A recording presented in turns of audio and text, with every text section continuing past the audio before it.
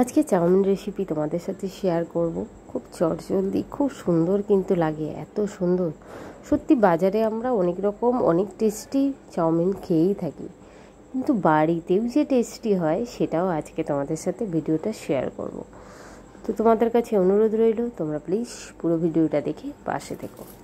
নিয়ে নিয়েছি একটা গোটা আলু, ছাড়িয়ে নিয়েছি দুটো শসা, দুটো ডিম আর একটা বড় দেখে পেঁয়াজ। এখানে গামলা করে গরম জল বসিয়ে দিয়েছি, জলটা ফুটছে। তারপরে এবারে চাউমিনগুলো আমি আর ভাঙিনি, কারণ আমি চাইছিলাম চাউমিনটা পেঁচিয়ে পেঁচিয়ে খাবো, তাই আর কি আর ভাঙিনি। এবারে ফুটছে, জাস্ট কিছুক্ষণ একটুখানি ফুটবে, তারপরে কিন্তু জল ঝরিয়ে নিতে হবে। বেশি সিদ্ধ যেন না হয়, খুব কম সিদ্ধই করো, কোনো অসুবিধা নেই, খুব তাড়াতাড়ি হয়েও যাবে। আর দেখো আমার চাউমিন কিন্তু বলতে বলতেই কিন্তু একদম সেদ্ধ হয়ে গেছে। তো চলো এটাকে আমি এবারে জল ঝরিয়ে নিই। জল ঝরানোর সময় খালি জল দিয়ে, মানে ঠান্ডা জল দিয়েও কিন্তু আমি একবার ধুয়েছি। ধোয়ার পরে দেখো এই যে হাতের মধ্যে হালকা জল জল লাগছে, তাই আমার কাছে ছিল ঝুড়ির মধ্যে জলটা যাতে ঝরে যায় সেরকমই রেখেছি। এই রাখা অবস্থাতেই কিছুক্ষণ পর একটু ভালো করে পুরো চাউমিনটার মধ্যে তেল মাখিয়ে নিচ্ছি। আমি রিফাইন অয়েল মাখাচ্ছি, তোমরা চাইলে সর্ষের তেলেও মাখাতে পারো। তো দারুণ টেস্টি হয়েছিল, এত সুন্দর টেস্টি হয়েছিল। আসলে হঠাৎ করে বাড়িতে বাচ্চারা বলে ফেললো, আমার মাও খেতে খুব ভালোবাসে, মা একটু বাইরের চাউমিনটা পছন্দ করে না, তাই আমার মা আর আমার ছেলে মেয়েদের কথা ভেবে আমি চটজলদি কিন্তু চাউমিন বানাতে চলে এলাম। তাই ভাবলাম বাড়িতে যা জিনিস আছে সেটা দিয়েই বানাবো, তো বন্ধুদের সাথে একটু শেয়ার করে রাখি, যদি কোনো বন্ধুর হেল্প হয়। তো চলো, নুন আর তেল দিয়ে কিন্তু ভালো করে মাখিয়ে আমি একটু ছড়িয়ে দিলাম। আর এদিকে আমার আলু ভাজার মতন আলু কেটেছি, আলু ভাজার মতন শসা কেটেছি, আর পেঁয়াজ এটা তো দিলে জানোই কীরকম হবে, তো এরকমভাবেই আমি পেঁয়াজটা কেটেছি। আর দুটো ডিম আগে কিন্তু বাটিতে আমি ফাটিয়ে নিয়েছি। এটা কি পাতা চিনতে পারছো? এটা হচ্ছে কারি পাতা। হ্যাঁ, বাড়িতে কারি পাতা আছে, তাই কারি পাতাটাও দেবো। তাই চাউমিনটা বানাতে শুরু করে দিলাম। চাউমিনটা সর্ষের তেলেও ভালো লাগে, আমার আজকে মনে হলো একটু রাইস ব্র্যান্ড অয়েল দিয়ে করি, তাই আমি একটু রাইস ব্র্যান্ড অয়েল দিয়েই করলাম। তো প্রথমে তেলটা দিলাম, দেওয়ার পরে তেল তো গরম হয়েই গেছে, সঙ্গে সঙ্গে ডিমটা দিলাম। ডিমটাকে আগে ঝুরি ভাজা করে নেবো, করে তুলে নেবো। একদম ডিমের সাথে সব কিছু দেবো না এখন, কারণ ডিমটা লাস্টে দিলেই ভালো লাগে। তাই আর কি ডিমটা চটজলদি খুন্তি দিয়ে নেড়ে নেড়ে কুচি কুচি কুচি কুচি কুচি কুচি করে নিচ্ছি।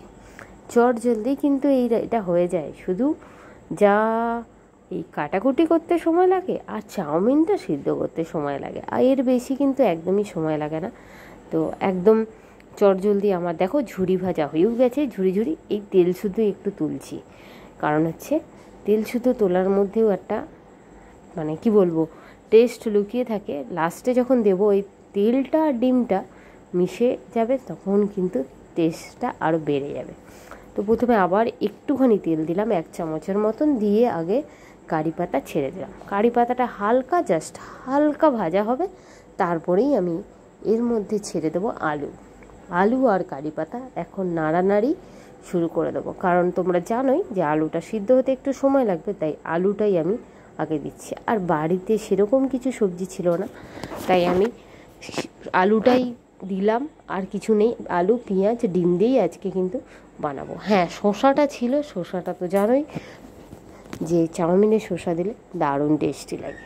তো এই সময় আমি একটু বড় বড় পেঁয়াজ কেটে রেখেছিলাম, তাই সেই পেঁয়াজটুকু আমি এই সময় দিয়ে দিচ্ছি, যাতে দুটোই কিন্তু খুব সুন্দর করে ভাজা হয়ে যায়।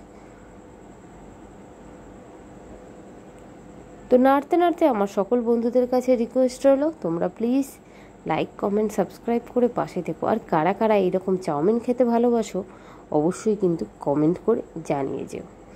তো এটা নাড়তে নাড়তে এখনই আমি কিছুটা নুন ছড়িয়ে দিচ্ছি, আর সাথে দেব কিছুটা হলুদ। হ্যাঁ, হলুদ নুন দিয়ে চাউমিন, বুঝতে পারছো?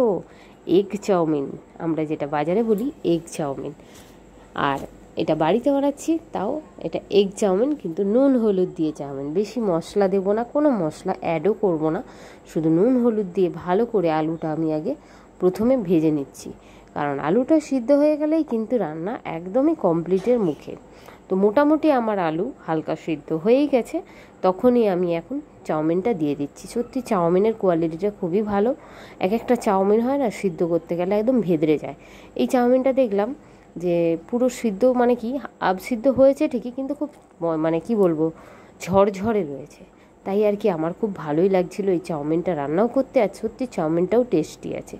এটা আমি যদিও আমাদের সামনে সুমো মার্কেট আছে সেখান থেকেই নিয়েছি, সেই জন্য আর কি ঘরে এটা ট্রাই করে আমার খুব ভালোই লেগেছে। তো চলো এবারে নেড়ে নেড়ে নেড়ে নেড়ে হলুদ রঙটা পুরো আমার চাউমিনে চলে এলো। তো চাউমিন জিনিসটা একটু নাড়তেই হয়, না হলে হচ্ছে একটু ভাজা ভাজা না হলে খেতে কিন্তু ভালো লাগে না। তাই চাউমিন নাড়তে নাড়তে একটু সময় লাগছিল, তখন আমি ডিমটা দিয়ে দিলাম। এই সময় ডিম আর ওই ডিমের তেল ছোট্ট অল্প করেই, বেশি ছিল না যদিও তেল, কারণ আমি প্রথমে 1 চামচের মতনই তেল দিয়েছিলাম। তারপরে চাউমিন ভাজার সময় 1 চামচ, আর চাউমিনে মাখানোর সময় 1 চামচ তেল দিয়েছি, মানে টোটাল 3 চামচেই কিন্তু আমার আজকে চাউমিনটা ভাজা হয়ে যাচ্ছে। আর বাচ্চারা খাবে যেহেতু, আমার মতে বলে কম তেলেই জিনিসপত্র দেওয়াটা ভালো, ওদেরও শরীর ভালো থাকবে, আর সাথে আমার মা খাবে তারও ভালো থাকবে। আর আমি খাবো না সেটা হতে পেরেছে, আমিও খাবো। তো এবারে চাউমিনের মধ্যে দিয়ে দিচ্ছি গোলমরিচ। গোলমরিচটা দিলে কিন্তু টেস্টটাও ভালো আসে। তোমরা জানো গোলমরিচও কিন্তু খাওয়া শরীরের পক্ষে খুবই ভালো, তাই আর কি গোলমরিচটাও দিয়ে দিলাম। এটা আমার বাড়িতে তৈরি গোলমরিচ, আমি গোটা গোলমরিচ এনে মিক্সিং করে আমি ডিব্বায় রাখি, সেটাই খাই। তো চলো গোলমরিচটাও আমার খুব সুন্দর করে মেশানো হয়ে গেল। এবারে কি বাকি রইল বুঝতে পেরেছো? হ্যাঁ অবশ্যই, শসা ছাড়া চলে নাকি, তাই শসাটাও দিয়ে দিলাম। কোনো সয়া সস ইউজ করলাম না কিন্তু বন্ধুরা। তাহলে তোমরা বলতে পারো যেটা বাচ্চারাও খেতে পারবে, বড়রাও খেতে পারবে। সস তোমরা টমেটো সসটাই দিতে পারো, আর আমি একটু কাঁচা লঙ্কা দিলাম, কারণ আমার ছেলে কিন্তু কাঁচা লঙ্কা খেতে ভালোবাসে, তাই আর কি একটু কাঁচা লঙ্কা দিলাম। আর কাঁচা লঙ্কাটা যখন মুখে পড়বে তখন টেস্টি টেস্টি ইয়ামি ইয়ামি অবশ্যই মুখ দিয়ে বেরিয়ে যাবে। তো চলো আজকের মতো ভিডিওটা এখানেই শেষ করছি। আমার চাউমিন কিন্তু পুরোটাই হয়ে গেছে।